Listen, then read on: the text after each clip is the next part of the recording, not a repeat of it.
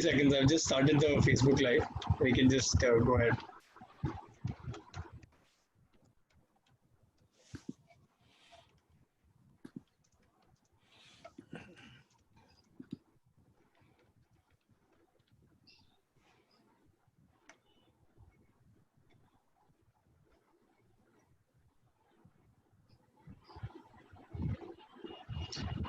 Yes, ma'am, we can start.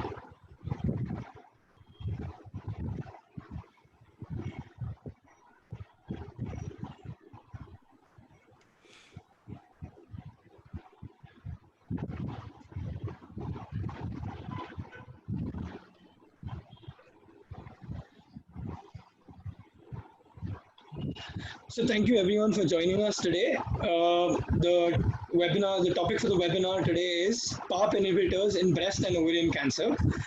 Now I'd like to hand it over to our program director, Dr. Anita Ramesh. Over to you, ma'am. Yes, thank you, Kashish, and thanks Pravina Creations for all the digital platform. And I welcome everybody to be for spending today just an hour and a half with us for what's new in PARP inhibitors and in ovarian and breast cancer, and how do we use it in an Indian context. So I take the privilege of inviting Dr. Colonel Ranga Rao. Sir is the chairman, Paras Cancer Center, Paras Hospital, Gurgaon. Also welcome Dr. Arvind Krishnamurthy, Professor of Surgical Oncology, Cancer Institute, Chennai. I hand over the mic to both of you to take us through the entire meeting. Please introduce the speakers and introduce the session and carry it. And see to that we stick to the time. Yeah. Thank you very much. Welcome everybody for active participation. Yeah, maybe we would like to have the chairperson also, Dr. Rajeshwar Singh on the chair. And Dr. Arvind Krishnamurthy is also there. Yeah, fine. Okay. So friends, good evening, everyone. And thank you, Anita, for organizing this wonderful conference. And we have been seeing the, the new molecules which are coming up. And then one of the molecules which has come up, discovered way back, the PARP inhibitors, was first discovered in 1971. And they discovered that it can inhibit the enzymes, but then it can still not lead to a cancer cell kill. And then they had to have another partner with it, and that's the process is called as a synthetic lethality, when two independent things cannot kill, but together they can kill. And that's kind of a principle which has been used in the PARP inhibitors.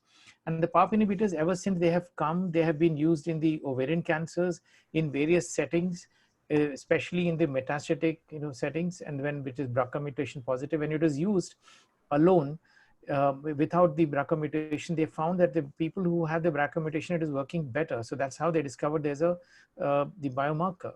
And then later on, the BRCA mutations were found in the breast cancer, the TNBC, and then it was found that yes, it is also useful there. And it could be used in combination with a chemotherapy. It could be used with a targeted agent. An important thing would be that it could be used in a combination with radiotherapy as well. I think the possible combinations are going to be fantastic and very, very innovative. And we'll have to see when and how and which condition we can use. And maybe in due course of time, wherever BRCA mutation is present, maybe we'll use it. And that's what is something called as a tumor agnostic therapy, irrespective of where the tumor is coming from and what kind of a tumor it is. BRCA mutation positive, start using the PARP inhibitors. We will probably end up in maybe in the next 5 years or so. So with this, I hand over to Dr. Arvind Krishnamurthy for his introduction on the topic, and then further ahead to Dr. Rajeshwar Singh for carry on with the topic. Thank you, sir. At the outset, I'd like to thank Dr. Anita Ramesh for the opportunity and also for Pravina Creations. Our understanding of BRCA mutations has evolved over the last decade. In fact, when I was training, our understanding of BRCA and other deleterious mutations was that is only useful for hereditary predilection towards cancers, breast, ovarian, and other cancers. But over the years, I think especially over the past 6 years, although PARP inhibitors have been there for many decades, we have seen that it has a definitive therapeutic implication in many cancers, and that's what has actually changed the scenario. And this has happened just about 5 or 6 years. We know now that that we'll have to test practically every ovarian cancer patient. It has a therapeutic relevance in the primary setting, in the maintenance phase, in the recurrent setting, both in the treatment as well as the maintenance settings.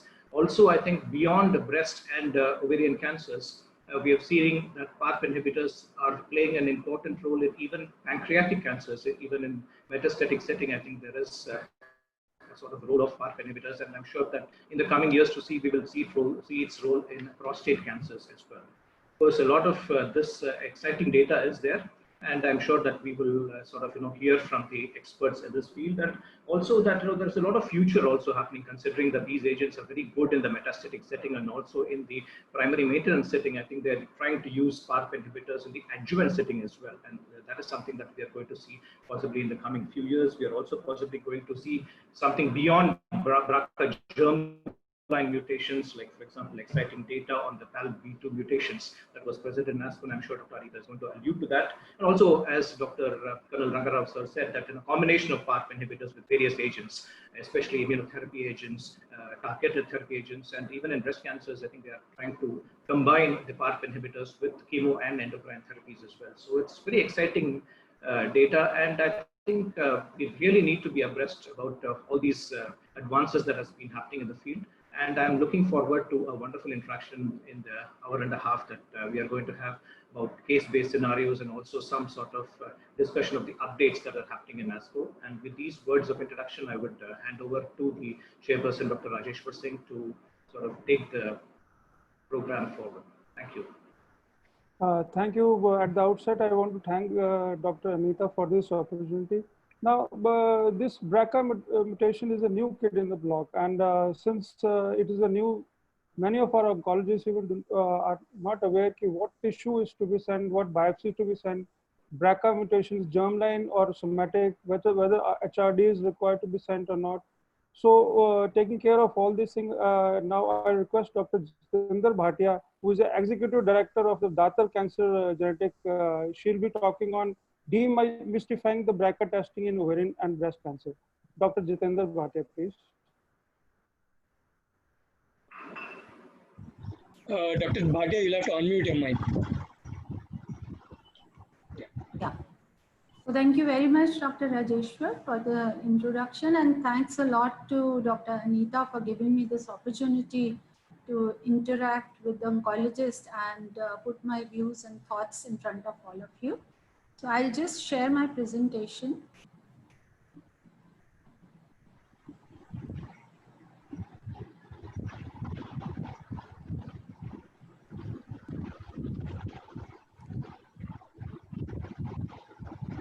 Can you see the presentation? Yes, ma'am. Yes.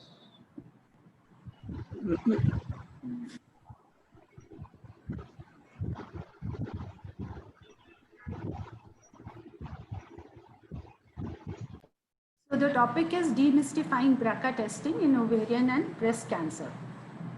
So I'll be touching upon briefly on various aspects of BRCA, including the rationale of BRCA gene testing and how you have to refer and what are the right timings and which sample to be taken and what are the guidelines and what are the interpretation and significance of the report and how olaparib is useful for the patients who are BRCA positive.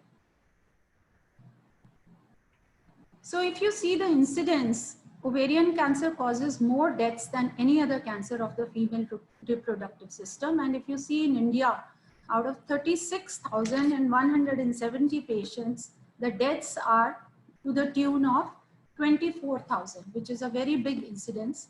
And out of which 85% of the ovarian cancers are sporadic and 15% of the ovarian cancers are familial. And in familial cancer, BRCA1 and BRCA2 are two of the commonly mutated genes. So if you see this picture, 80% of the advanced ovarian cancers will recur after first line of treatment. And why this cancer is called as the silent killer? Because a small tenure of the treatment and then recurrence happens repeatedly. And if you see by 6th line of treatment, the progression-free survival has reduced to 4.1 months. Carriers of BRCA1 and BRCA2 mutations have higher risk for developing cancers than general population. So if you see the data, lifetime risk for breast cancer is 12.4% and for ovarian cancer 1.3%, whereas age-related risk above the age of 65 years, between 65 to 80, the BRCA1 mutation has a risk of 65% and ovarian cancers have a risk of 39%. Whereas with BRCA2 mutation, 45% is the risk in breast cancer and 11% in ovarian cancer. And there is a study which has been done, the Indian study in Kolkata, which has proven that risk in Indian women is more in ovarian cancer, more than breast cancer. These are the figures which have been taken from the standard journals, but that study which has been done in Kolkata shows a little different picture in India. So what is the rationale of BRCA testing? It has a predictive factor, it has a prognostic factor, and it has a risk assessment factor. So when we say predictive, so it tells us that what is the suitable targeted therapy available for BRCA positive patients.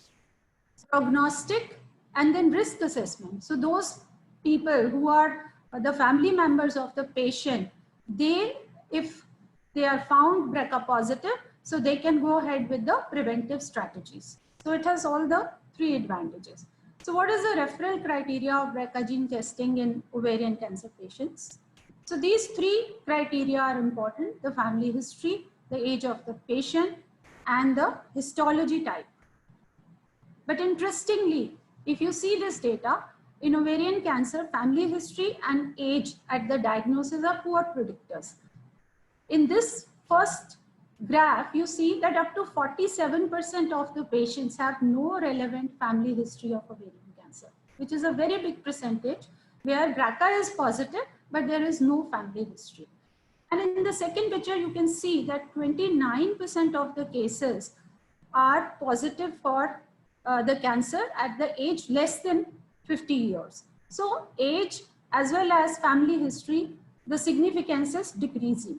So up to 40% of the BRCA mutations may be missed if testing is done only in the women with a history of breast and ovarian cancer. So history is important, but beyond that also the positivity rate is very high. Percentage of ovarian cancer patients by histology with germline or BRCA1 and BRCA2 mutations. So we've seen that high-grade serous ovarian cancers up to level of 70%, out of which 27% are found to be BRCA positive. Positivity is in other types of cancers also, low-grade endometrial, clear cell mucinous, but yes, the levels are not to that much as it is in the high-grade serous ovarian cancer. So what is the time of BRCA gene testing in ovarian cancer? So if you go by ESCO guidelines, the guidelines are saying that the BRCA testing should be done at the time of diagnosis because this has implication for therapeutic decisions. So which sample type to be taken? So as we all know that BRCA mutations in the women with ovarian cancer may be germline or may be somatic. When we say germline, that means they are originating by birth and those mutations are present in all the body cells. So because they are from the birth and they are coming from the germline cells, and somatic BRCA mutations are the mutations which develop over a period of lifetime and the slowly mutations become significant only in the tumor tissue. So they are positive only in the tumor tissue, whereas germline mutations are present in all the cells. So this is a major difference between the two. So when we are testing, only tumor BRCA testing enables the detection of both germline and somatic mutation. So germline BRCA mutations are present in all the cells. Tumor test or blood test, both will reveal the germline mutations. So the moment we diagnose a tumor and at the time of diagnosis, when we send for BRCA mutation, so from the tumor tissue, we can find out both germline as well as the somatic mutation. Whereas somatic BRCA are primarily present in the tumor tissue and it's difficult to find them in the blood samples. So approximately 29% of the ovarian cancer patients have tumor BRCA mutations And approximately 40% of the patients with BRCA mutations may have no relevant family history. So this is a very, very important point. So BRCA somatic mutation in ovarian cancer, the studies have shown that frequency of somatic mutation is up to the range of 5%, 6%, 6%, 9%, 7% in different studies. So if we go by the algorithm, BRCA testing done for somatic for germline. If somatic is negative, then leave it. If it is positive, then look for the germline as well. If germline is negative, then follow the predictive pathway. If germline is positive, or if the germline is positive in the direct from the tumor tissue or from the blood, then also you go in for the preventive pathway, because germline positivity means you have to do the risk reduction in the family and you have to do the counseling as well. So key steps for newly diagnosed advanced ovarian cancer is ovarian cancer diagnosis, BRCA1, BRCA2 from the tumor tissue, positive clinical consideration, then do the genetic counseling, do the BRCA1, BRCA2 germline testing. If found positive, again genetic counseling, and then familial consideration. So samples collected at cytoreduction surgery can be used for genetic testing, including germline and somatic BRCA testing. So what is becoming important is that it is not only germline, which is somatic, which is equally important. Clinical outcome to PARP inhibitors in PSR settings are similarly improved in somatic BRCA and germline BRCA ovarian cancer. So you can see that this study shows that in both the cohorts, germline as well as somatic cohort, the results with PARP inhibitors or olaparib equally good. So what are guideline recommendations? So NCCN guidelines say that patients with ovarian cancer, fallopian tube cancer, or primary peritoneal cancer should have genetic risk evaluation and BRCA1, BRCA2 testing if not previously done. So all the patients with the ovarian cancer should undergo BRCA testing. ESMO, ESCO, SGO guidelines say something very similar. Patients with high-grade tumors should be tested for germline BRCA mutation. Consideration should be given to testing tumor for somatic. Same is with ESCO, that both germline and somatic BRCA should be tested. So how do we interpret the results? So there are different types of BRCA mutations. There are pathogenic mutations, which are clinically important. There are likely pathogenic mutations. There are mutations of unknown significance. So many times, you know, we get confused with this VUS, which is a variant of uncertain significance, that what to do with such patients. And the fourth type is likely benign and then completely benign. So when we report, we give what kind of mutations are present. And for us, significant are pathogenic and likely pathogenic. So if positive for deleterious mutation, that is pathogenic mutations, so definitely that means that increases the risk of developing breast, ovarian, and certain other types of cancer. If no mutations, then the matter is different. So it is clear that there is no mutation.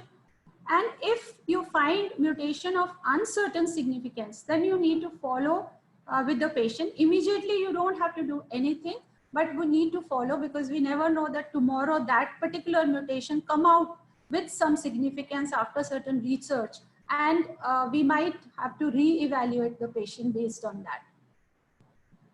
So how to handle this VUS? If you see this picture, so there is a BRCA wild type, whereas it is, you know, neutral and we don't have to do anything because there is no clinical significance.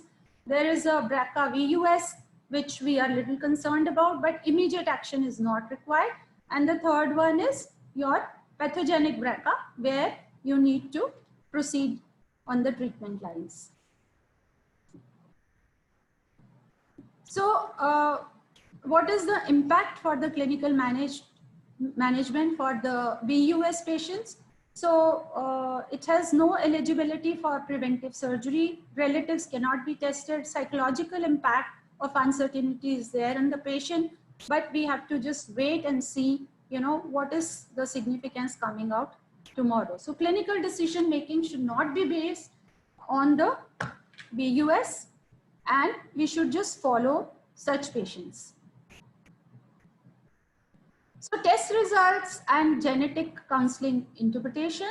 So presence of pathogenic BRCA1 and 2. So that means high predisposition of developing the cancer. So patients have to be guided accordingly. Therapeutic implications like sensitivity to platinum and PARP is there. First degree relatives, family members, they all have 50% of risk at carrying the alterations. Presence of benign, so nothing to worry about. Absence of BRCA, again, you don't have to worry about. VUS, we need to follow because risk cannot be accurately quantified by the test alone, but may be increased by the family history of a predictive test to the relatives. So there is a question mark in VUS. So BRCA as an aid to maintenance management of ovarian cancer. So study SOLO-1, the first phase 3 trial to investigate maintenance therapy with PARP inhibitor in newly diagnosed cancer. SOLO-1 is a global randomized multicentric placebo-controlled phase 3 study, and where a cohort treated with olaparib 300 milligram BD and a cohort on placebo, both followed up for 2 years. And the findings we could see were that after a median follow-up of 41 months, the median PFS had not been reached in the olaparib arm, which is a very good result. So olaparib reduced the risk of progression or death by 70% versus placebo. So you can see the progression-free 60.4% here in 3 years and 26.9% in patients which have been given placebo. 11.5% of patients in olaparib arm discontinued treatment because of the side effects, and the usual side effects found were the GI side effects, and most of them were manageable, but still 11.2% people failed to take the therapy. So what are the takeaway messages? Dr. Jitendra. Yes. Sorry. Dr. Jitendra. Yes, we have other speakers also. You have to. This is the last slide. Last slide. So Thank this you, is, yeah. So takeaway messages are: test all the ovarian cancer patients irrespective of age and family history. BRCA testing at diagnosis allows clinicians make informed and timely clinical management decisions. Only tumor BRCA testing enables a detection of both germline and somatic mutation. Pathogenic variants confer an increased risk of disease, which can have implications for treatment and prognosis. Olaparib led to a substantial, unprecedented improvement in PFS in patients with newly diagnosed advanced ovarian cancer. Thank you. Thank you, Dr. Jitendra, Thank for you this very nice presentation. Do we have time for 1 or 2 questions? I believe this test is done during diagnosis itself. And secondly, you have spoken about BRCA1 and 2. What about the other HRD, LOH, RAD51 and PAL2? Dr. Rajesh, we have all the questions at the panel discussion. Okay. Yeah, we'll finish with the speakers. Yeah. All right. I hand over to Dr. Rangarao for introducing next speaker, please.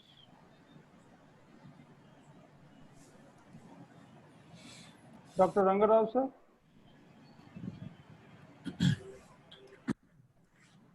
Or Dr. Krishnamurthy, please. I think, yeah. So you can, so you'll have to unmute your mic, yes. Yeah, I'm there. I'm just checking the program. I think next we have a couple of panelists. Next we have a couple of talks, case-based discussions, and I think Krupa Shankar, he's one of our alumni trained at the Cancer Institute, and now he's practicing at PSG Coimbatore. Good, very eloquent medical oncologist, now based in Coimbatore, and I'd request him to have the case-based session on the paradigm shift in the management of frontline ovarian cancers. Dr. Kripa, over to you. Thank you. Thank you very much, sir. Just share my screen.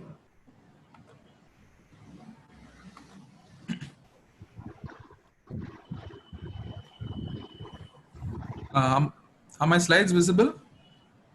Yes, yes, yeah. Yeah, thank you. So a very good evening to all of you. And at the outset, I'd like to take this opportunity to congratulate Astra as well as the Freedom from Cancer Trust for having put together the CME and also for this opportunity. So the focus of my talk is going to be on the role of PARP inhibitors in the management of first-line ovarian cancer. Why, what, when, and how. And by that, I mean, where do you use it? Can you use it along with chemotherapy, or can it be used to replace chemotherapy, or do you do it as maintenance? And what is the data behind all that? I'm going to take you quickly through that. But before I begin, I'm sure you heard from the earlier talk as well about how BRCA1 and 2 mutations confer a lifetime risk of developing breast and ovarian cancer. We had a mnemonic to remember this. So as far as BRCA1 and 2 and the incidence of breast and ovary was concerned, it was 60-40 for breast and ovary as far as BRCA1 is concerned, and BRCA2 it's 40 and 20 as far as breast and ovarian cancer. And for a normal individual, the lifetime risk is only around 2%. So I'm sure many of us would recognize this lady. She is a renowned scientist, Mary Claire King. She was instrumental in discovering the BRCA gene. And interestingly enough, they named it as BRCA because she was working at a lab in Berkeley in California. So she took out the BR from Berkeley and California was CA. So that's how it got to be named as BRCA. And I mean, like, people are now looking at renaming it as, because for a long time it's been called as HBOC, or hereditary breast and ovarian cancer syndrome. But then the emphasis becomes only on the breast and ovarian cancer patients. But it must be remembered that even patients with prostatic cancer as well as in pancreatic cancers as well, this BRCA testing is mandated now. And hence there's been a lot of talk around renaming it as King syndrome, after Mary Claire King, that is. So moving on to the mechanism of action of PARP inhibitors. So we've all heard about synthetic lethality. So these PARP basically plays an important role in repairing the single stranded breaks in the DNA. And BRCA basically plays an important role in repairing the double-stranded breaks in the DNA. So what happens when somebody has a BRCA mutation is, obviously the double-stranded breaks in the DNA do not get repaired. And by blocking the PARP as well, you're not allowing the single-stranded repairs also to happen. So thereby causing synthetic lethality. But another interesting fact is, and that's probably the rationale and the hypothesis as to why probably these PARP inhibitors can work in patients who don't have a BRCA mutation, or even in non-HRD positive patients as well, is the trapping potency. So what happens is, when there is a DNA damage, these PARP proteins get localized to the site of DNA damage, and they form a complex called the DNA PARP protein complex.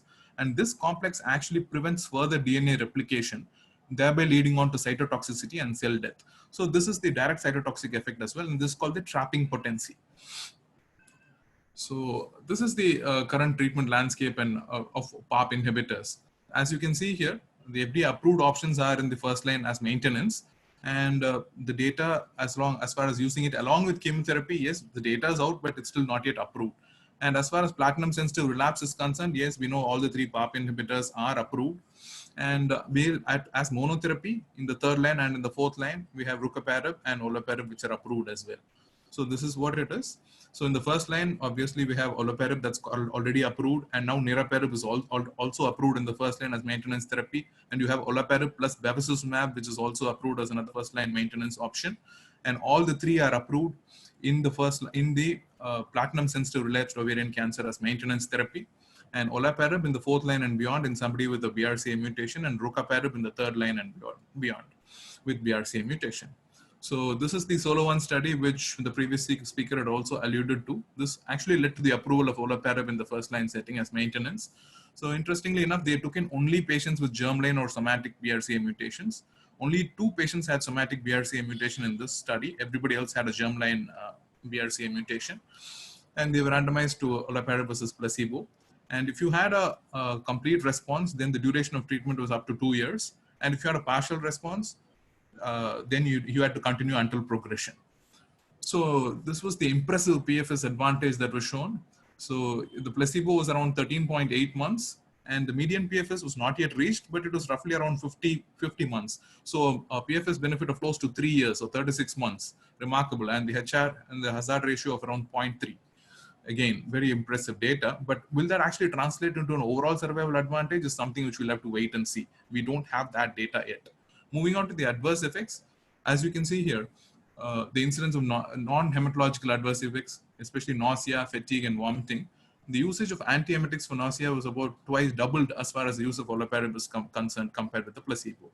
And moving on to the hematological adverse events, mainly myelosuppression, anemia, neutropenia, and thrombocytopenia were also much higher with olaparib as opposed to placebo. So the criticisms of this study were obviously it was up against a placebo and did not actually show a great improvement in quality of life. And the primary endpoint of PFS, yes, it showed a huge PFS advantage, but we still don't have the overall survival data yet. And as of right now, the overall survival data at 3 years doesn't seem to be a huge difference between olaparib and the placebo.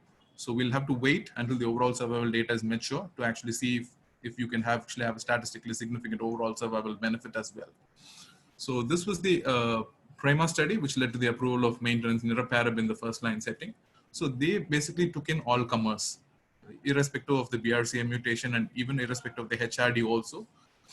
And here it was until 3 years. So this here maintenance niraparib was for 3 years. There was 2 years with olaparib, and now it's here for 3 years. And as you can see here, about 50% have had HRD positive. And I just want to take a few minutes to explain about this HRD as well. So this homologous recombination deficiency is basically designed on a genomic instability score. So this genomic instability score basically looks at 3 components, which is the loss of heterozygosity, the telomeric allelic imbalance, and large-scale state transitions. Based on this, you get a score. So if the score is more than 42, then you know, yes, the patient is homologous recombination deficient. And that is, and that's where your PARP inhibitors, the magnitude of benefit is much higher in that subset of patients. Interestingly enough, I think now we've heard about T-BRCA or tumor BRCA testing as well, and Astra has rolled out its tumor BRCA testing as well. So where, from a therapeutic point of view, that's a really good option because, you know, the incidence of BRCA mutation in the germline is around 10 to 15%, and the somatic is around 6 to 8%, and HRD is around 20 to 25%. So by doing a tumor BRCA testing, you're able to pick up both germline as well as somatic. But the only drawback is that you won't know whether it's germline or somatic. So if you can do a tumor BRCA or a somatic tumor BRCA testing, and then you can go on to do a germline testing as well to figure out if the patient has actually got a germline or somatic mutation. And the other thing that I want to highlight is the difference between the HRR and the HRD. So HRR basically refers to the homologous recombination repair genes, the genes that are involved in DNA damage repair. And we must remember that all the trials in ovarian cancer have looked at only HRD and not HRR. But the recent approvals for these PARP inhibitors in prostate cancer has been based on HRR or the homologous recombination repair genes. And if in simple terms, I would say one is the cause and the other is the effect. The HRR is the cause and the HRD is the effect. So, and in HRR genes, the other genes like PALB2, ATM, CHEK2, RAD51C, BRIP1, these are all the other DNA damage repair genes that are being looked at. And Astra again has another, this HRR testing as well. The cost is around 17,000, turnaround time is around 3 weeks. So that is something which we have available in India as well now, the HRR testing. So moving on again, the data from the PRIMA study in the HRD population. Yes, the results were really impressive as far as doubling in the PFS, 10 versus 20 months. In the overall population, however, it was only 5 months PFS benefit. And as you can see here as well. So if you look at the magnitude of benefit, the magnitude of benefit was much higher in somebody who had a BRCA mutation or who had homologous recombination deficiency. And as you moved on, in somebody who did not have neither, so then the magnitude of benefit definitely does come down. So moving on to the adverse events, again, it was predominantly hematological adverse events with anemia, thrombocytopenia, and neutropenia. So moving on to the next part, could you do a combination of PARP inhibitors along with VEGF agents? So this was the PAULA-1 study, which also led to the approval of this combination in the first line setting. Again, this study also looked at all comers, and the duration of olaparib here was again 2 years, and bevacizumab was for 15 months or 18 cycles. So again, if you look at the patient characteristics here, so they included both BRCA mutant as well as non-mutant in patients as well. So they also had about 50% of patients who had upfront surgery and 40% had an interval cytoreductive surgery. So again, if you look at the overall intention to treat population, the PFS benefit was around 6 months. So again, this was again stratified based on whether they had a BRCA mutation positive. And as you can see very clearly, those who had a BRCA mutant or who were HRD positive, the magnitude of benefit was much higher. Look at the PFS benefit, around 16 months. And in somebody with HRD positive, it was more than double the PFS benefit, 17 versus 37 months. But again, the magnitude of benefit was almost nil when it came to somebody who were BRCA wild type as well as HRD negative, 16 versus 16.9 months, practically negligible. So again, the other important thing is the overall survival data is still immature, and crossover was allowed in the study, and about 20% of patients did go on to receive a second line treatment with PARP inhibitor. So we'll still have to await the overall survival data. And moving on to the adverse events, again, hypertension because of probably bevacizumab again, and then again you had anemia as well. So these were the key adverse events as far as the combination was concerned. So moving on to again bevacizumab, only bevacizumab maintenance, which is what was the standard of care earlier. So we had the two studies, which was the GOG 218 and the 218 and the ICON 7. So the ICON 7 basically looked at a slightly lower dose of bevacizumab, which is 7.5 mg per kg for 3 months, for 3 weekly, for up to 18 cycles or 12 months. Again, the update on this study did not show any improvement in overall survival benefit. So this was a non-statistically significant as well.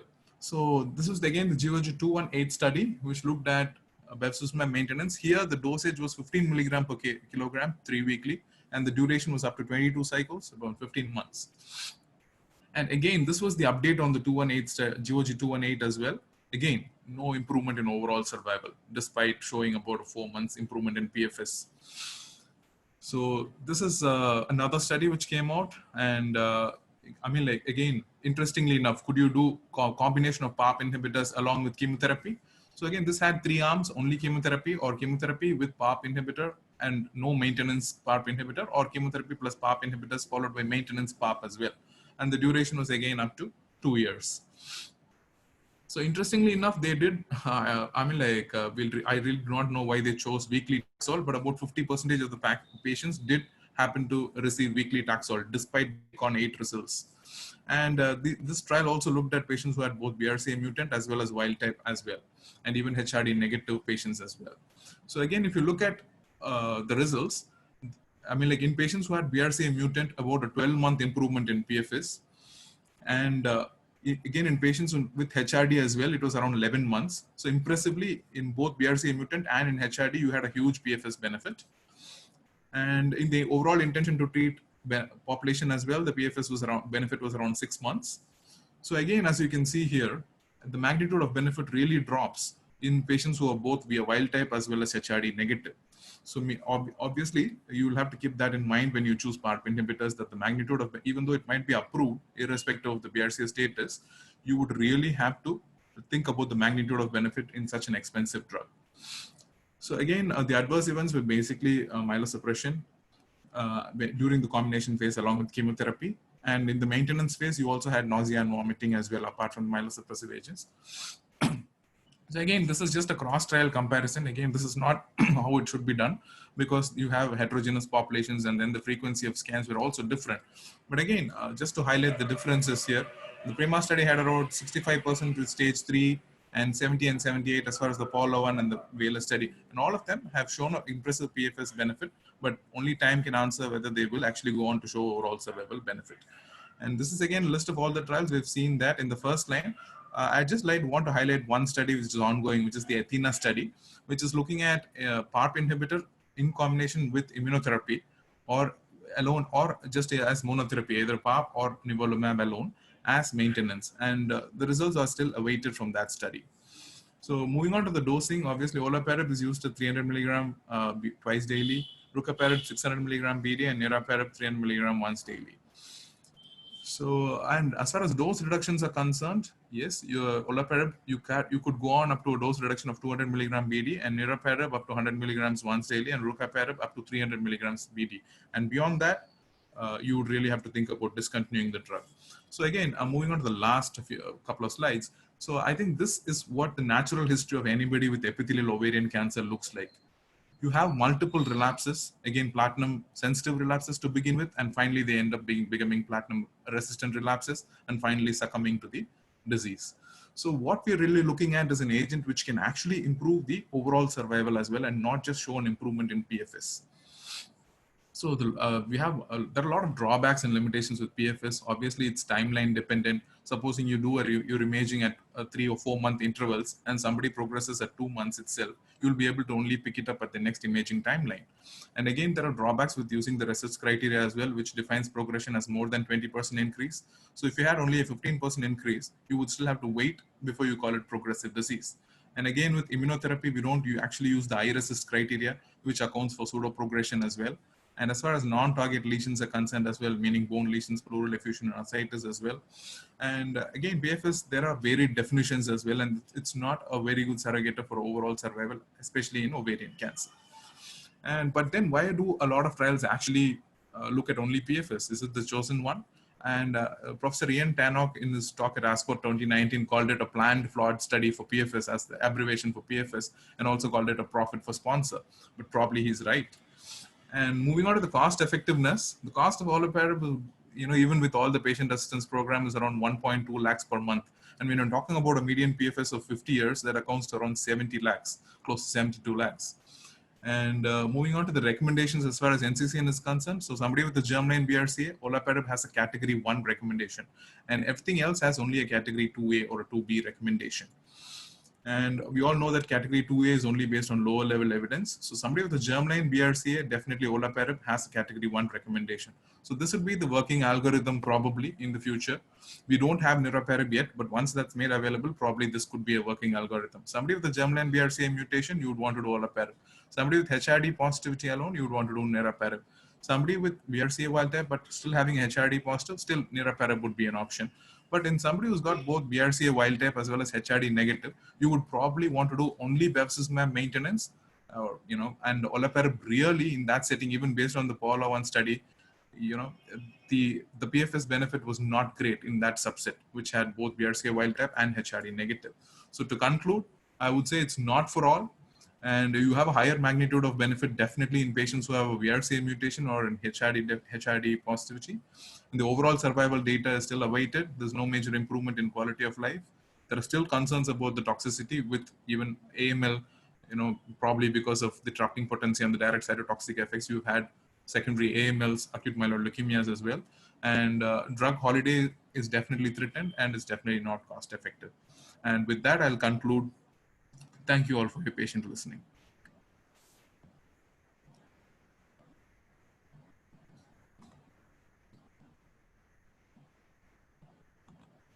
Okay. Thank you, Dr. Kripa, for your nice presentation. Now I move on to the next topic, which is on the breast cancer.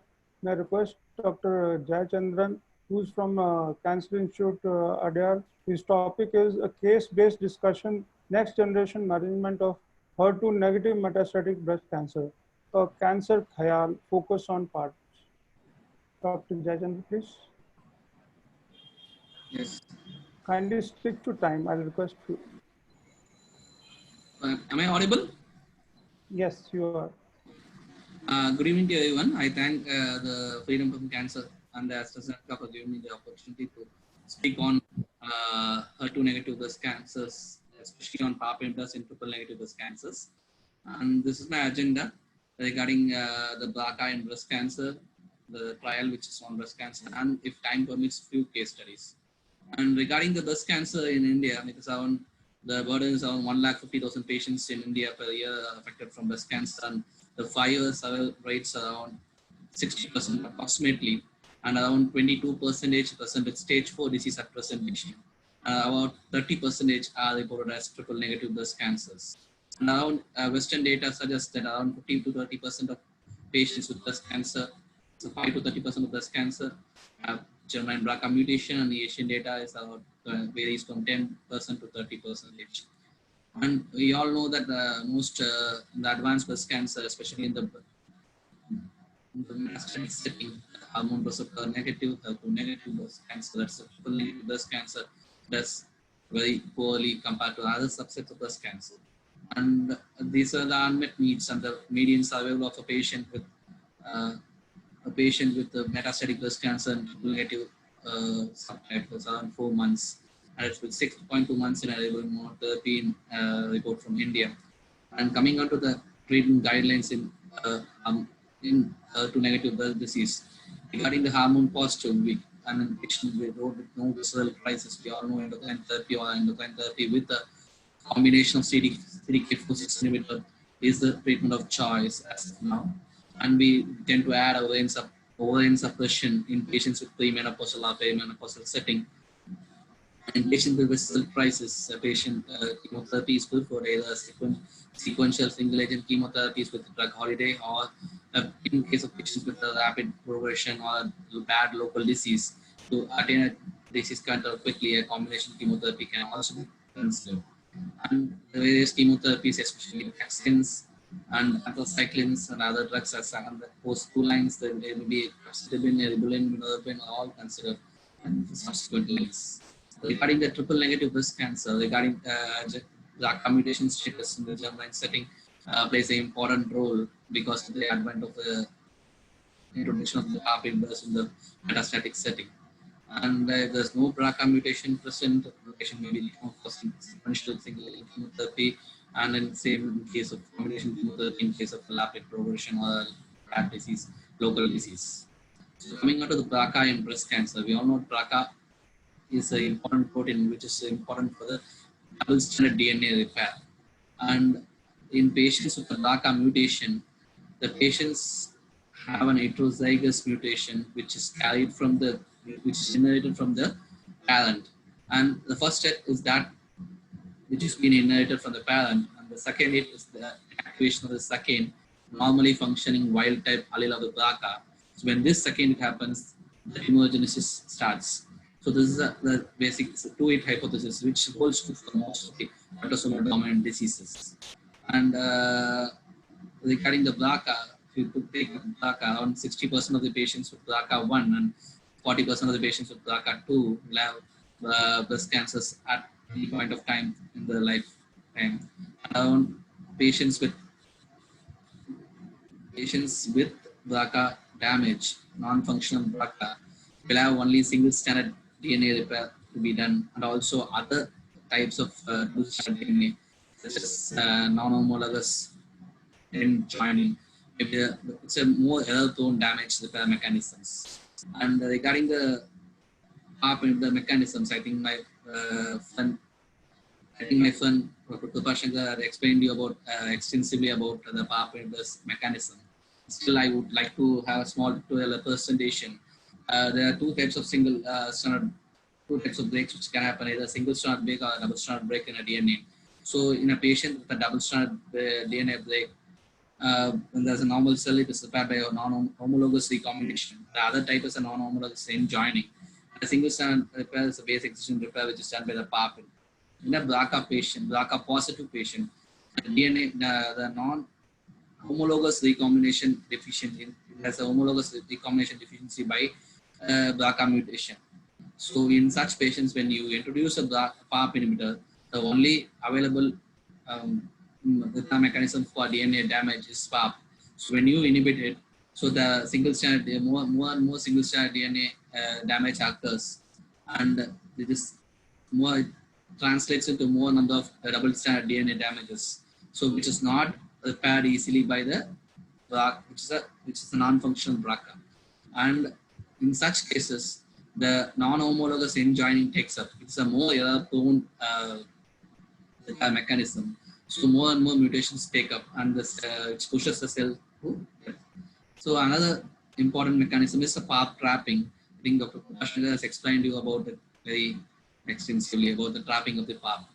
So coming on to the trial, which is the Olympiad study, it has been this is an important study in the metastatic negative breast cancer study. So this patient, this trial included 2 negative breast cancers who were germline BRCA mutated, either hormone positive or triple negative. They are allowed around less than 2 chemotherapy lines either anthracycline or taxane. They can also include patients with hormone receptor who progressed on more than one endocrine therapy. Prior platinum use is also allowed. They randomize the patients into olaparib.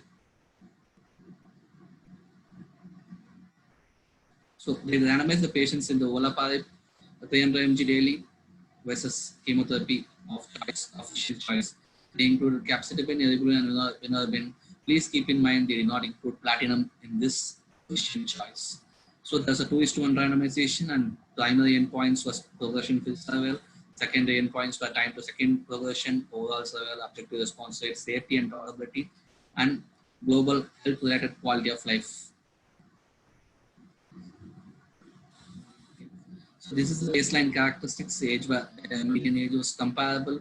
There was more commonly whites were included in the trial. Most commonly BRCA1 and BRCA2 were almost equally divided in both subsets. Around 50% were hormone receptor positive, and 50% were TNBCs in this subset. And if you look at the newly diagnosed metastatic breast cancer, on 12% in each arm were newly diagnosed naive chemotherapy naive breast cancer in this subset. And around 30% of the patients only received platinum therapy, or 70% did not receive platinum therapies, which they were not exposed to in the latter arm. So looking at the progression-free survival, PFS, there was a good, the hazard risk was around 0.58 with a 3 months survival benefit, PFS benefit. And this was not translated into overall survival, even though there was a trend towards 2 months trends towards the median survival benefit, but there was no, the p-value was not significant. If you look at the predefined subgroup analysis, the only subgroup which proved to be beneficial for olaparib was the chemotherapy naive subset, where the benefit was around 7 months PFS. All other subsets did not show any significant difference in the survival.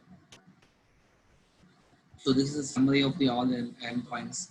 There was a PFS benefit. There was a PFS both by primary and the investigator, and there was a time to first subsequent therapy benefit. There was a benefit in the time to second subsequent therapy, but the OS was not mature yet fully. It was only 64% mature, but there was no benefit. Even though there was a trend towards benefit, it was not significant. And this regarding the adverse events, there were grade 3 adverse events are almost comparable, with the chemotherapy having more adverse events. The death was comparable. The adverse events leading to discontinuation was also better with olaparib. Adverse events, the median duration of treatment taken in the olaparib arm was 8.2 months, whereas in chemotherapy, patients tend to stop the chemotherapy within 3 to 4 months. This is a busy slide showing a lot of chemotherapies. I will just take into the 3 chemotherapy adverse events. So there was anemia was more compared to the chemotherapy arm in the olaparib. Neutropenia was more in the chemotherapy arm. The rest all were comparable between the both. There was no new safety signatures issues in the trial. So regarding the treatment discontinuation, if it were like at around 5% were discontinued treatment due to toxicity in the olaparib arm, were 7% in case of the chemotherapy arm. So regarding the quality of life, this is a time to deterioration of global health related quality of life. So it showed that olaparib had a delayed deterioration compared to the chemotherapy arm.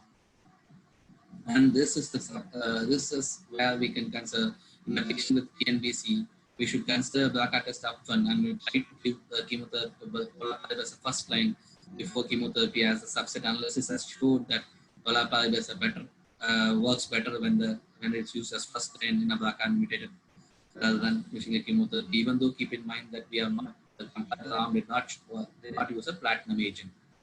So regarding the conclusions, there was a 42% reduction in the risk of progression or death, 49% reduction in the risk of death, and it is generally well tolerated. It is a very important option in the germline BRCA mutated patients, and also it is very patient convenience as taking as a oral tablets. So coming out of the second PARP inhibitor, this is the talazoparib. This the trial is EMBARCA trial. Again, the target population is HER2 negative metastatic breast cancer, either ERPR hormone positive or triple negative germline BRCA mutated. There are up to 3 lines of chemotherapy is allowed before, and also which also includes platinum agent. And this is also 2:1 randomization with the comparison between talazoparib 1 mg once daily versus chemotherapy physicians of choice. Again, keep in mind this trial also did not include platinum agents in the physician's choice. I don't know why all the trials which had this same the PARP inhibitors did not include. Maybe it is a very important thing. Platinums are very important thing, drugs which are used in breast cancer, especially in BRCA positive breast cancers. So still they are not included in the physician choice. In the endpoint, primary endpoint was PFS. The second endpoints were overall survival, due to the response rate, clinical benefit rate, due to the duration of response, safety and tolerability, and global quality of life. So regarding this trial, hormone receptor positive was 44% and TNBC was 46%. BRCA1 was 45% and BRCA2 was 55%. Look at the PFS, it was 8.6 months in the talazoparib arm, and the standard of therapy was 5.6 months with hazard risk of 0.5, which was significant. And regarding the subset analysis, most of the subset analysis showed was better except the patient where the patient who had previous platinum exposure, who had the confidence interval class 1. So regarding the overall survival, it has not met to, still there was a trend towards overall survival. P-value was not significant as of now. Regarding the adverse events, there's a summary of adverse events. The serious adverse events were comparable in both the arms, and the grade 3 adverse events were also comparable. And discontinuation rates were again slightly higher in the chemotherapy group compared to the PARP inhibitors. There were again the common side effects when the myelosuppression, anemia, neutropenia, or thrombocytopenia. Regarding the case studies, do I have time for case studies, sir? Jayachandran, we'll go with the case-based discussion. You be a part of the panel and we'll discuss. Okay. So, you are doing the case-based discussion now? Yeah, we can stop here and go for the case-based discussion. Okay, ma'am. I will stop here. Thank you. Yeah.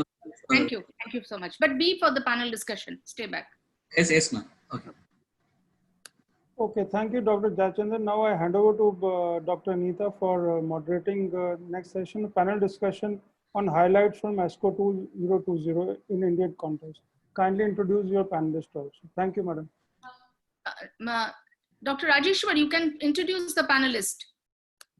Okay, the panelists are Dr. Bhavesh. He's from Thangaram Hospital and Thangam Cancer Center. Dr. Mukherjee, she's surgical oncologist from Kashar Cancer Center Hospital and Research Center, Silchar. Dr. Amrish Vora, he's from Hope Oncology Clinic. Dr. Piyush Bajpai, he's from Manipal Hospital, Delhi. Professor Anuradha Chogle, she's from Tata Memorial Hospital, Self.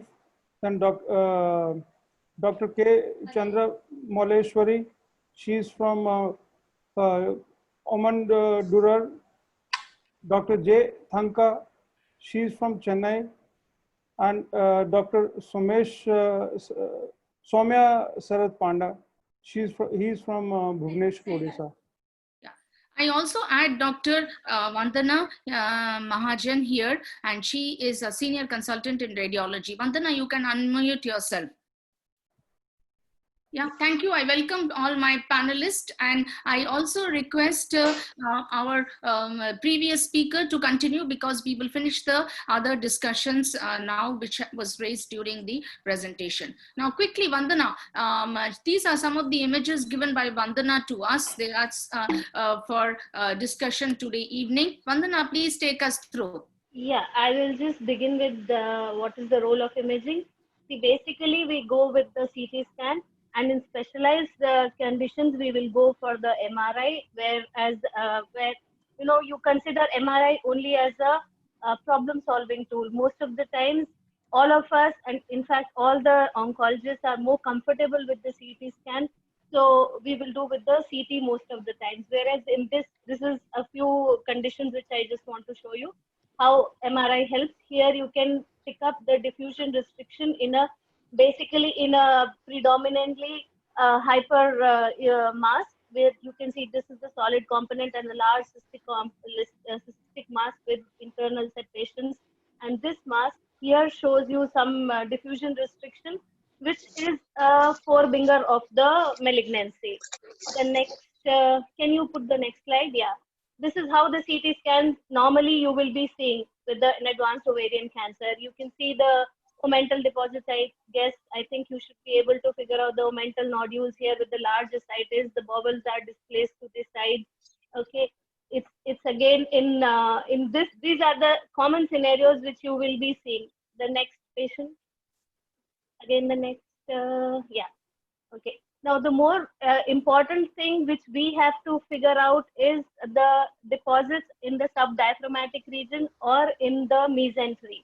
See, the CT scan, we are not able to figure out most of the times the smaller deposits which are less than 5 mm. Okay, so there MRI with contrast is the one area where it helps. Okay, but most of the time CT scan will pick it up for you, the subdiaphragmatic deposits on the liver. You can see the deposits around the mesentery, on the surface of the bowel, that is called the serosal deposits. Okay, and the next is, next slide. What is the role of the PET, which is the more common thing which you are, all of us are going through. See, I'm just rushing through the slide because I don't want to take most of your time. You can see the PET, which is just brightening up and lighting up. It is called the light bulb appearance of all the malignant areas. You can see the solid components in the tumor, the large ascites, and the lighting up of this thing. There are few areas where the bowel also takes up. The bowel takes up, that's a physiological uptake. But around the bowel, if you get it, it is more or less the metastatic or the omental deposits. And these areas are very nicely picked up, especially in the subdiaphragmatic area. If you see the liver, you can see smaller deposits which are lighting up better. The next. The last, I think this is the last slide. Yeah, this is again to show you the subdiaphragmatic smaller reformation where the CT helps. So when in doubt, please discuss with your radiologist to see and to ask what you are searching and give a proper this thing to figure out what you need. If you have if you give us a proper history and a proper thing, we can always get back and interact, and it's always a teamwork which helps. Thank you, Anita, and thank you, everybody. Thank you, Vandana. It was, all the slides were lovely. Quick question back to the surgeons. We have surgeons in the panel. Okay, please let us know how would you approach to all of them which are shown, and how would you approach in a surgical? You're called in for your opinion. Dr. Paulomi, Dr. Arvind is also here.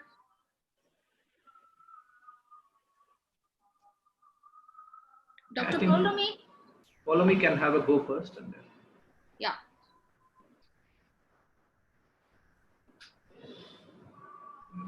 Okay. Is Dr. Paulomi there? Yeah. Yeah. Yeah. Am I audible? Yeah, you're audible. Start. Yeah, hi. So this surgery is mostly, it's a cytoreductive surgery where we aim to achieve an R0 cytoreduction. The imaging, if you want a surgical opinion on the imaging, that's an advanced ovarian tumor, and in most of the patients, we prefer to give a sort of an NACT before attempting a cytoreductive surgery. So that's about it. Yeah. Now, all the things that the pictures were shown, you think they are inoperable? Diaphragmatic disease? I do not have the patient's profile to actually comment on that.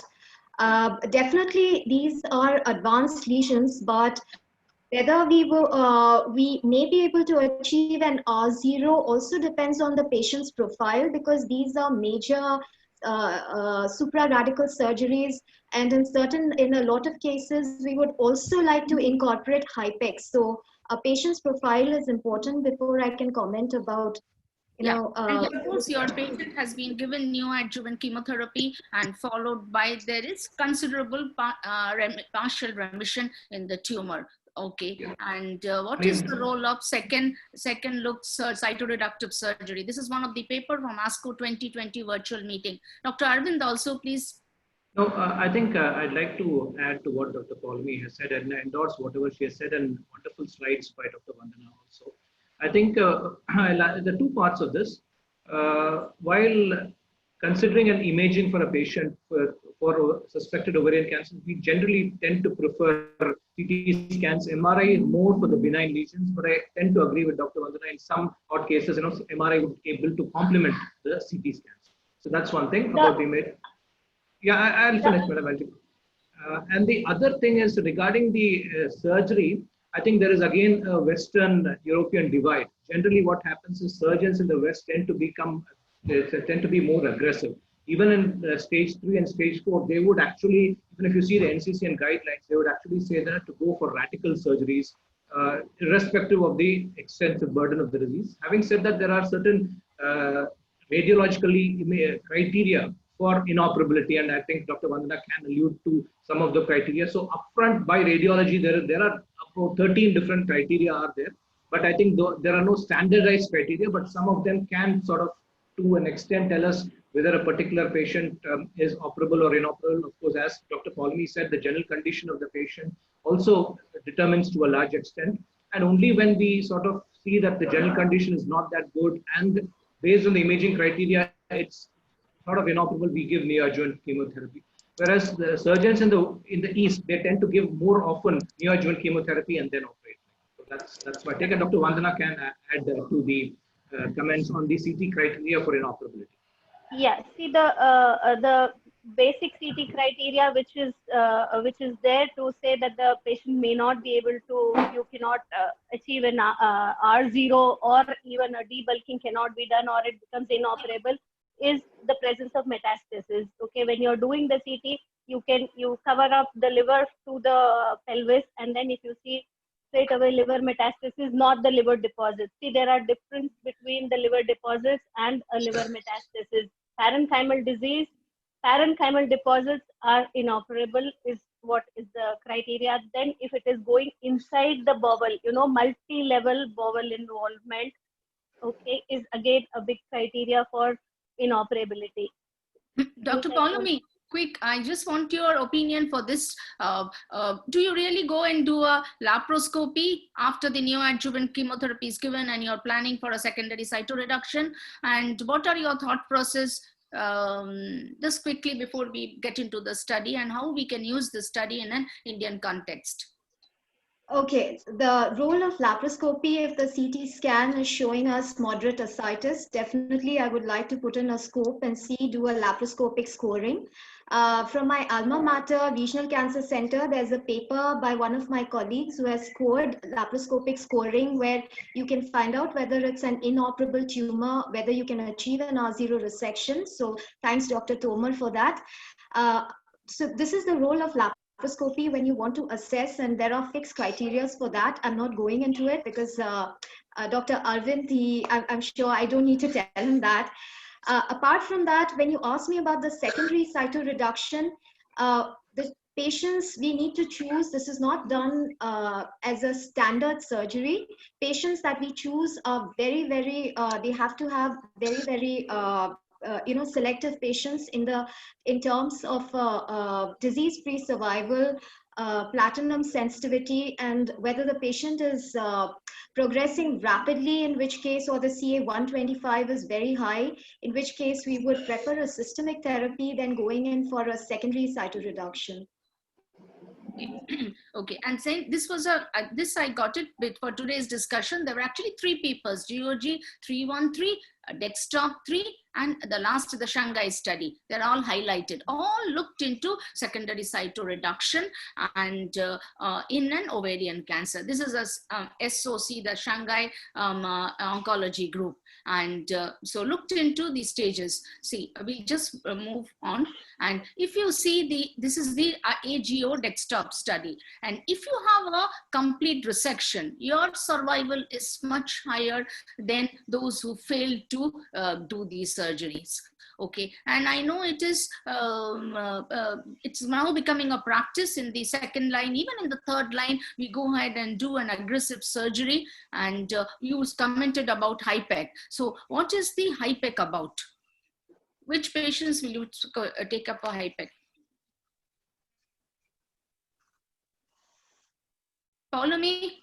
Yeah, I think HIPEC, we do not have, the evidence is just coming up for HIPEC. So which patients is again a laparoscopic assessment for that. If we are able to achieve an R0 resection for a patient, these patients do very well with subsequent HIPEC.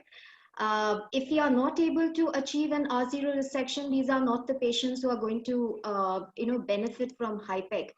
This is for a primary setting.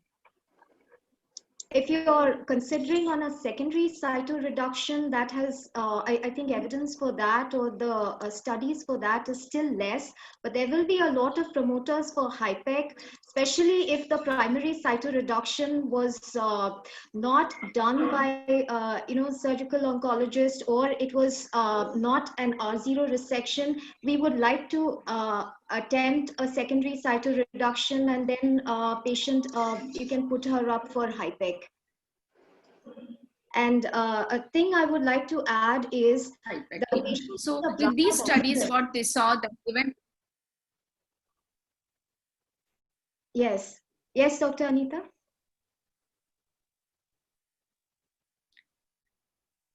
Yes. Yeah. The thing is that in these studies, they all looked extensively into the secondary cytoreduction. And if you can see, there was a prolongation in the median platinum-free interval ranging from 16 months to 19 months. Complete gross recursion, more than 75% of the thing was happened. But what interesting came out, the results for the desktop 3 and SOC1 was almost the same. The surgical arm did much better than the non-surgical arm. But what came out from the GOG 213, that there was a lot of patients who received second-line bevacizumab. And over there, the bevacizumab arm or the non-surgical arm showed better response. So quick question to the medical oncologist. How do you explain this? Okay, Arvind, you can take it, and then the question goes to the medical oncologist. Over here, just contradictory results in the same ASCO, where the bevacizumab arm is better than the surgery. Yes, please. No, I think it's a very heterogeneous audience. I just wanted to clarify 3 things in the ovarian cancer surgery. One is, yes, please. It's a primary. There are 3 terminologies that we tend to use: primary, interval, and secondary cytoreduction. Anybody can take the question. Yeah. Am I audible? Yes, sir. Oh, okay. Yeah. Continue. Please continue. Okay. I thought I was inaudible. No. So I think as you said, HIPEC.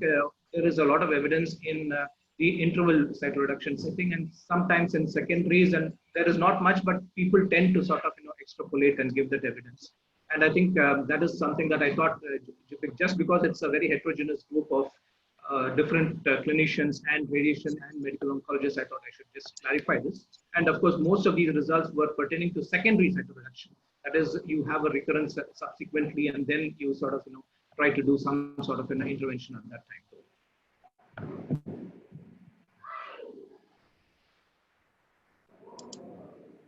Yeah, I think anybody else can. To the medical oncologist, everybody in the panel, please take the question.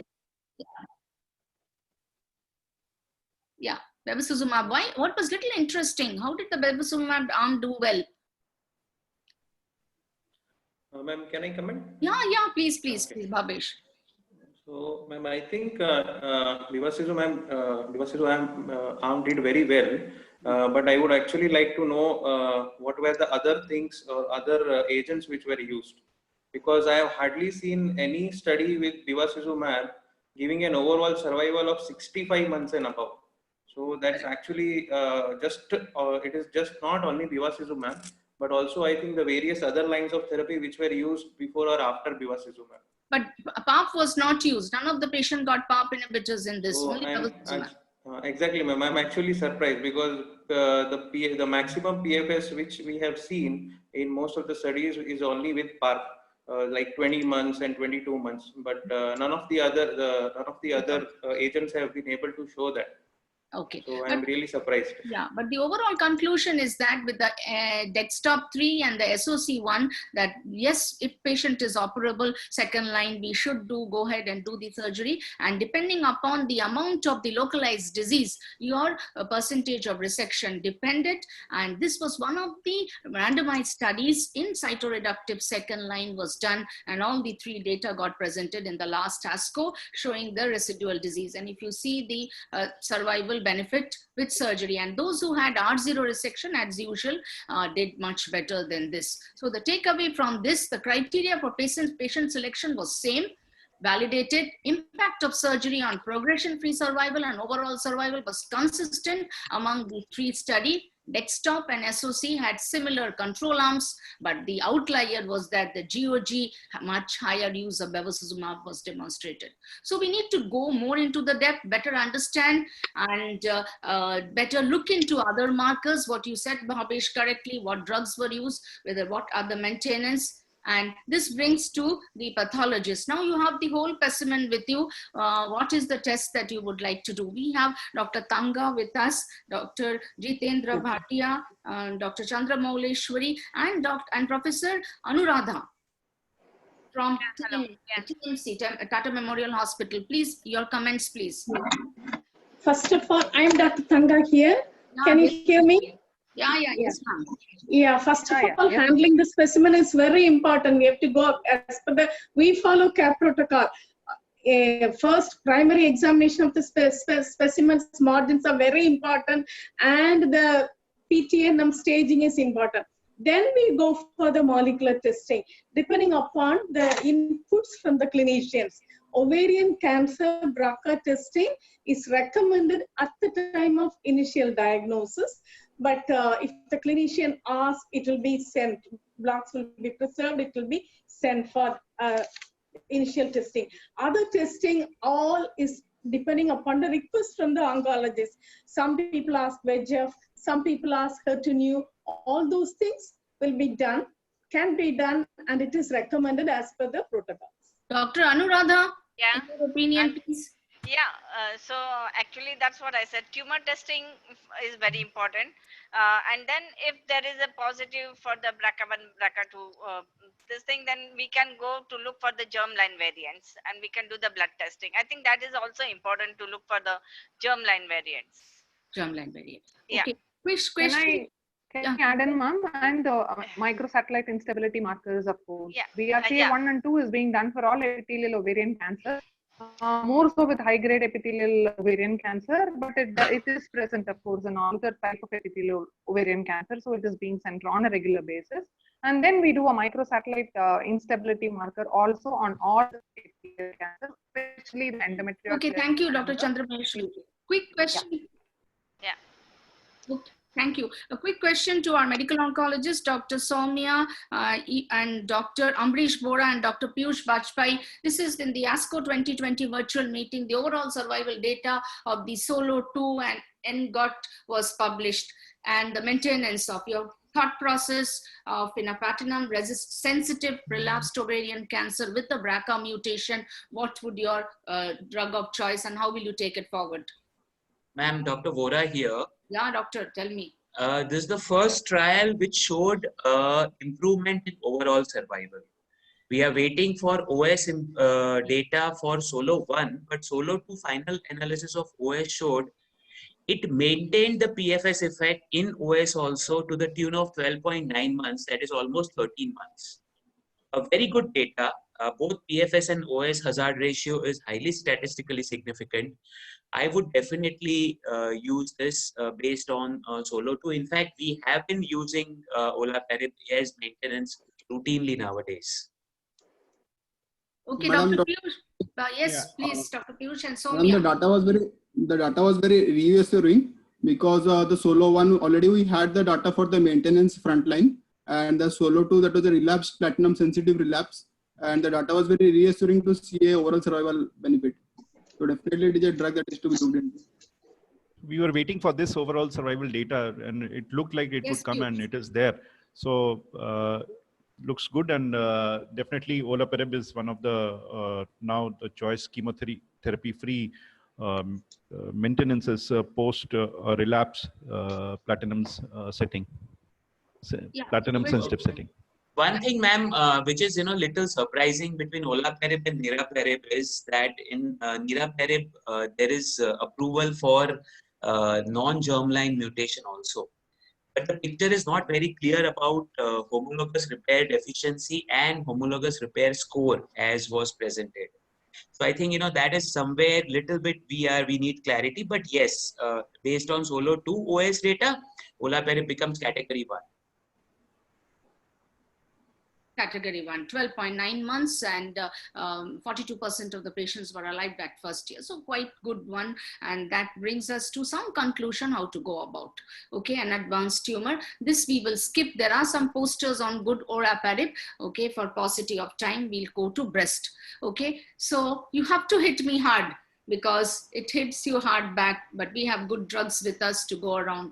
Again, back to the surgeons. Neoadjuvant chemotherapy given for this breast cancer. The tumor is like this. What's the role of surgery? Patient is a metastatic disease. Patient is metastatic. You can't call it neoadjuvant chemo. Chemotherapy given, reduction in the size of the tumor, and we have completed the chemo. It's for you. The surgeons, please. Metastatic disease, there is no defined role of surgery unless the tumor is bleeding, fungating, or it's a painful tumor, basically just a palliative resection. Other than that, it has absolutely no role. Arvind, doctor? Yeah, I agree with the views. Earlier we had two trials, one from the Tatas and another trial also. I think the Tatas actually did not show a benefit. And I think the present study that was presented in the ASCO E2108 also endorsed the Tata study that doing mastectomy in this setting would not be beneficial. And so I think I think having trained the Tatas, we endorse the same thing, that if it does not add life, or definitely it is going to worsen quality of life. So I don't see that adding mastectomy in a metastatic setting, unless, as Dr. Paurvi said, if there are any symptoms of pain, fungation, or bleeding. What if, sir, there's a Dr. Soumya, Dr. Amrish, and what if there's a oligometastatic breast cancer or a solitary metastatic? And this trial, which has been presented at ASCO, is a negative trial. Again, did not prove surgery is useful. The Tata trial also did not prove. Yes, doctor, continue. There's a Turkish trial which proved the surgery was beneficial. And we don't have the full paper of this ECOG trial, which has been a negative trial. But the Tata trial, which did not include the patients who had a solitary metastasis or metastasis which can be resectable. So we should look at the selection criteria in patients after this trial comes as a full paper. And as of now, if there's a solitary metastasis or metastatic which can be curable, I think still we can go on a curative intent. I agree, Jayachandran. I think like solitary metastasis, we always treat it as a curative intent. Like, for example, like solitary bone metastasis or otherwise. So one more thing, sir, I want to bring up. So nowadays, a lot of use of PET scan is being used. So these trials, I don't think they use PET scan as a imaging modality to look at metastasis. PET scan tends to overlook at the metastasis, and we will see more metastasis. And whether we can accept the same data from the Tata trial and Turkish trial or the ECOG trial, which had a imaging which is of a lesser quality, which picked the metastasis compared to the PET scan, which is a better, even a small, even that cannot be metastatic. We most commonly see patients who had some uptake in a subcarinal node or mediastinal node.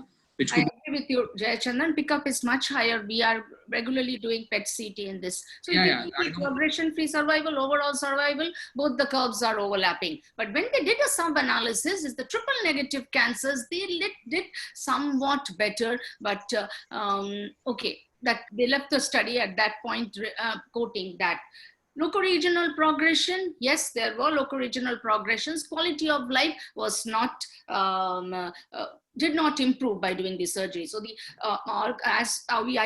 agree with our surgeons in the panel today. Early local therapy did not improve survival with de novo metastatic breast cancer and an intact primary tumor. There were 2.5-fold higher risks of local disease progression without local therapy, but of the primary side did not lead to improved quality of life. Based on the available data, local therapy for primary tumor should not be offered to women with stage 4 breast cancer with the expectation of survival benefit. And this is some question why I brought it for discussion. In all meetings, we will discuss to do the surgery or not to do that. So that's it. But still, I agree with many of our panelists, particularly the medical oncologists. Quick question to all of you. When a small, what Dr. Jayachandran pointed, a small oligometastasis, a small which is resectable, won't you be tempted to give the survival benefit?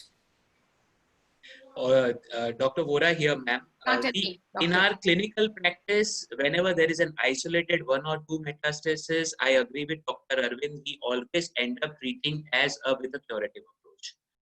We are not talking of that. We are talking here of when there is a systemic load is high and the primary tumor is small. Doing the primary surgery early on is not going to help achieve either PFS or OS. So these are the 2 different biologies and 2 different case scenarios we are looking at, ma'am. Yeah, I exactly accept your point, sir. Dr. Oda, sir. Yes, sir. I accept your point. Systemic disease, extensive metastasis, there's no point in doing. That doesn't mean that it's a blanket statement. We should not give it to juniors. That there's not a blanket statement. Still, there's a point to treat curative intent and metastatic breast cancer, where there's a very limited metastasis, where there's unproven mediastinal nodes, or some other single metastasis in the liver or bone as with a single. There are some subsets where we can still give a curative intent. That's what I want to read. True. Not absolutely agreed, sir. Absolutely agreed, sir. Yeah, to the pathologist, quickly, a comment from all of you regarding the sample is with you, Dr. Anuradha, Dr. Tanga, Dr. Chandamaleshwari. Comments from you. Yeah, routine CAP protocol reporting, and for all breast cancer, with the report goes with the molecular classification. Okay, that is the. Yeah, tell me, please. Ma'am, TNBC, for TNBCs in our center, we do a reflex BRCA testing. So on the tumor tissue. So if germline is required, that is a separate issue. On the tumor tissue for TNBCs, we have a practice of that in our center. No, can I ask by what method do you do BRCA on tumor tissue, ma'am? Dr. Chandramouli, ma'am? Which NGS do you perform? Again, what method do you use? Ion. But ion that, yeah, we outsource. We do not do it in house. Will that pick up large deletions and duplications also? Yeah, because generally it is regarding the NGS technology. Regarding the NGS, I think probably I'm Jayachandran here, madam. Yeah, tell me. I'm not audible, sir. Regarding the NGS, it tend to miss larger deletions and larger transcription and larger insertion. Can I come over here? In that case, we need to do the MLPA test. Yes. Yeah, MLPA test. If you strongly have a clinical suspicion still, you can geneticist to do a MLPA test to look at the large large deletions insertions. And large fragments. Yes. Anita, ma'am, I am raising this point because the first presentation, I had put it in the chat and many of the people said, no, only tissue is sufficient for BRCA, either in breast or ovary. But if you are looking at MLPA, we are looking at large deletion duplication. Then I think blood or saliva along with tissue should be the ideal way. And if you see the olaparib FDA label, thyroid is for germline and foundation is for somatic. I just wanted to clarify this going forward in the clinic. That's why I was asking this question. Yes, and in this study, in the ASCO presentation, they looked into PAL-B. I think Dr. Rajesh was saying at the beginning, asked this question about the PAL-B. Quickly, anybody wants to talk about the PAL-B? Dr. So Anuradha, here please. again, we Piyush, continue. Piyush and Anuradha, please. we do expect in germline PALB2 that there wasn't data for breast. Now this is coming up with breast as well. Ovary, we knew the HRR and HRD concept. Now it was there, and it seems encouraging to use olaparib in PALB2 mutations as well. Yes, I agree with that. Okay, now quick question back to our medical oncologists, role of PARP inhibitors in recurrent triple negative breast cancer, how to take about, where will you give? This is again from ASCO 2020 virtual meeting. Madam, this was the Somia here. Yeah, so continue. They used the veliparib and the cisplatin, and they saw that in germline BRCA mutant cases, the PFS, there was a benefit in the PFS if we use a veliparib and platinum. Okay, yeah. So you think that's a way forward for all of them, for the PARP inhibitors, again, if you have a positive thing to go about. Okay. Madam, at this moment, PARP inhibitors to be given after the chemotherapy, because they have been, the Olympic first chemotherapy was given, only those patients are given. So before that, I wanted to add two things. One is that PDL testing and MSI testing should also be done in this tumor when we are sending for BRCA testing. These two things are very important. That forms a crux of the treatment. Any other comments from anybody, any medical oncologist, anybody wants to comment something or want something? I think even RAS-RAF pathway is also important. RAS-RAF mTOR pathway is also important. I think we can, apart from BRCA1, BRCA2, we can have other panels as well for this testing, because there are many drugs which are coming up again. Yeah. Because thanking you, paucity of time. Dr. Rajkumar, are you there? Dr. Rajkumar Ramaswamy? Dr. Rajkumar? He's there?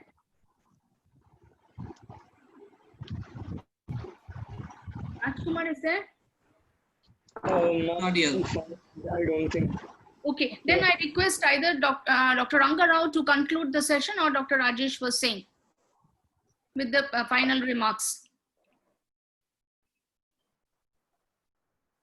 Ma'am, Dr. Ranga Rao is not there.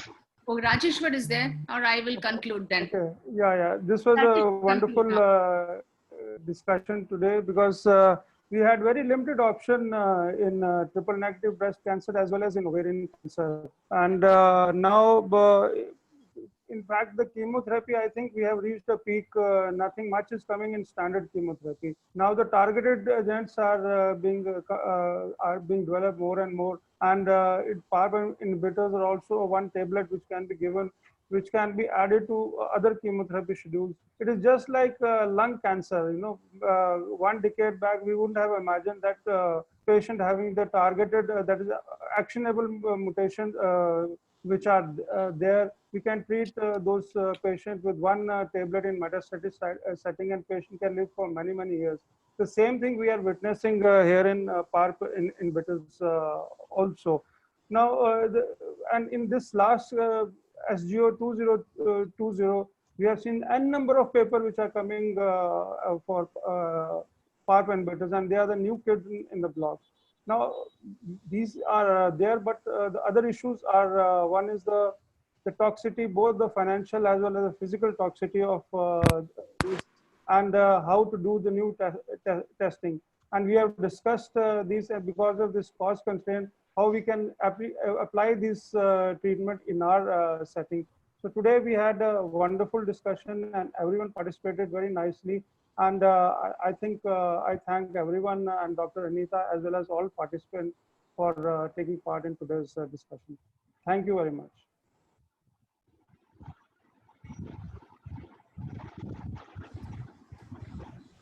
Thank you, everyone.